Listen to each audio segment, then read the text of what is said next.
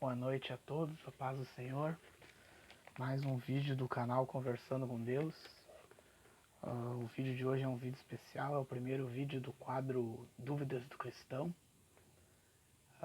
E o tema desse primeiro vídeo é as decorações de Natal, né?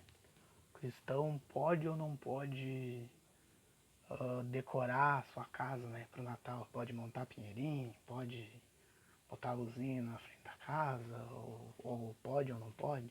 Tem alguns que dizem que pode, tem outros que dizem que não pode. Então eu vou tentar estar explicando resumidamente para você se pode ou se não pode. Muitas igrejas evangélicas, né, mais conservadoras, mais tradicionais, vamos dizer assim, não costumam enfeitar a casa para o Natal, né? Não costumam montar pinheiro, nem fazer nada desse tipo, por causa que existe um lado meio que macabro e sombrio quanto ao pinheiro, né? Existem algumas religiões pagãs que veneravam o pinheiro, né? E traziam ele como símbolo de divindade e adoravam ele como se fosse uma homenagem, né? Um culto a Thanos, né? Thanos foi um rei da Babilônia, né? Ele era filho da rainha Samiramis. A rainha Samiramis foi a primeira rainha da Babilônia. Inclusive foi no tempo dela que o povo resolveu construir a torre da Babilônia. Muitos conhecem a torre que vai até o céu, né? A construção foi ordem dela e de Thanos. Mas para você entender um pouco do assunto, assim, resumidamente, é o seguinte. Samiramis era casada com um homem chamado Neirod. E o povo da Babilônia cultuava Neirod como o deus Sol e Samiramis como a rainha do céu, né? Ou a deusa do universo. E em determinado momento Neirod acabou falecendo, né? E Samiramis ficou grávida.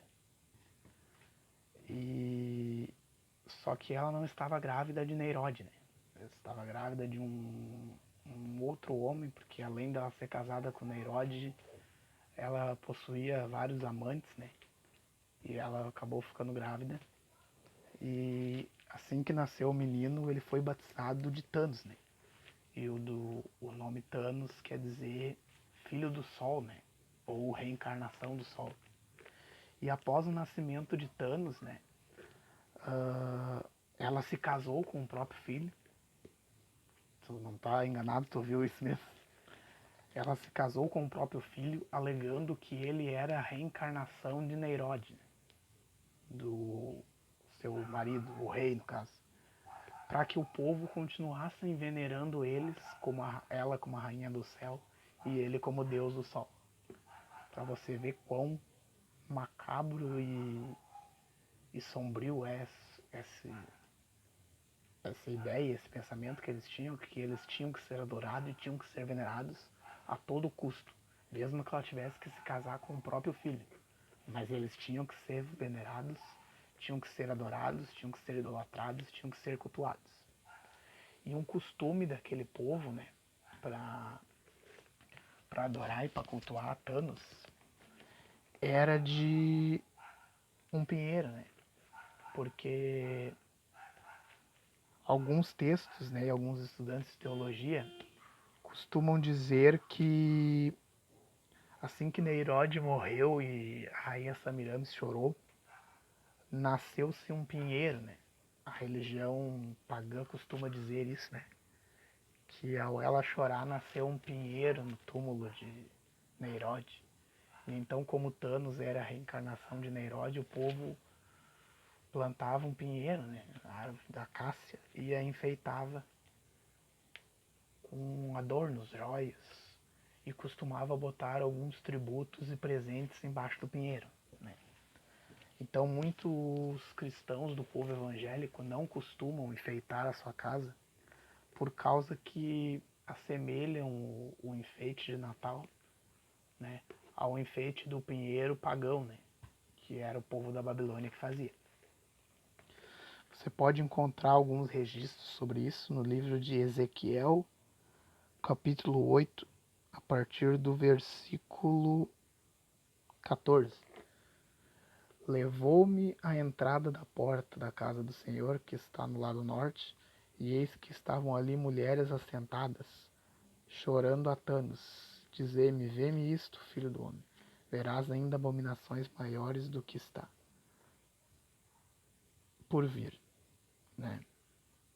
Então ali fala que elas, assim nós choraram a morte de Neirode, choraram também a morte de Thanos e costumavam enfeitar um pinheiro em memória tanto a Neirode quanto a Thanos, porque para o povo eles eram a mesma pessoa, digamos assim, seria uma reencarnação do pai, no caso. Thanos seria uma reencarnação do pai, sendo que ele nem era filho de Neirode. E você consegue achar detalhes da construção da Torre de Babel em Gênesis capítulo 11.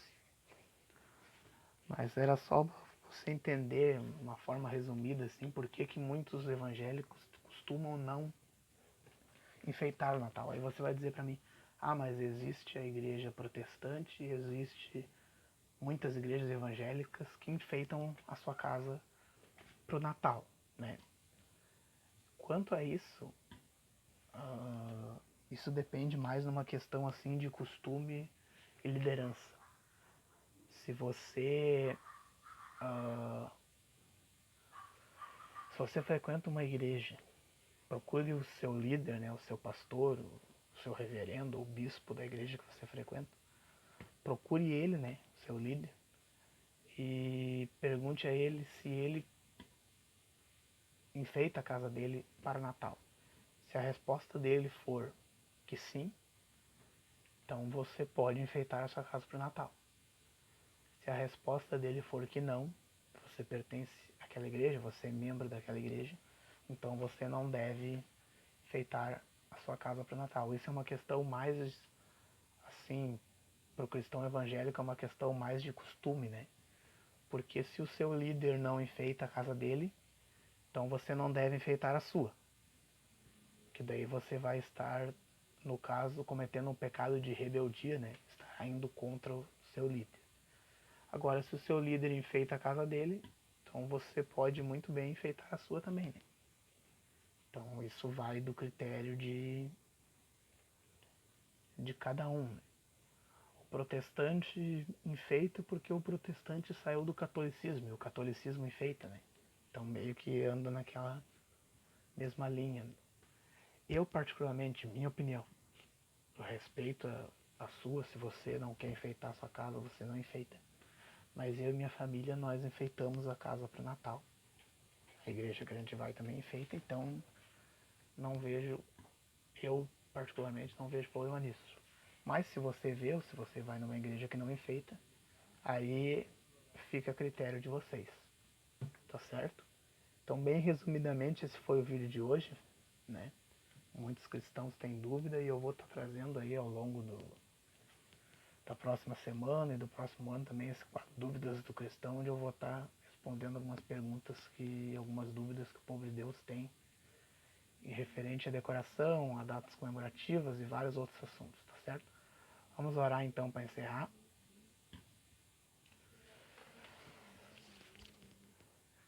Pai, viemos agora em Tua presença, abençoar esse momento, abençoar as pessoas que assistiram esse vídeo e aquelas que ainda vão assistir, que elas verdadeiramente entendam o significado do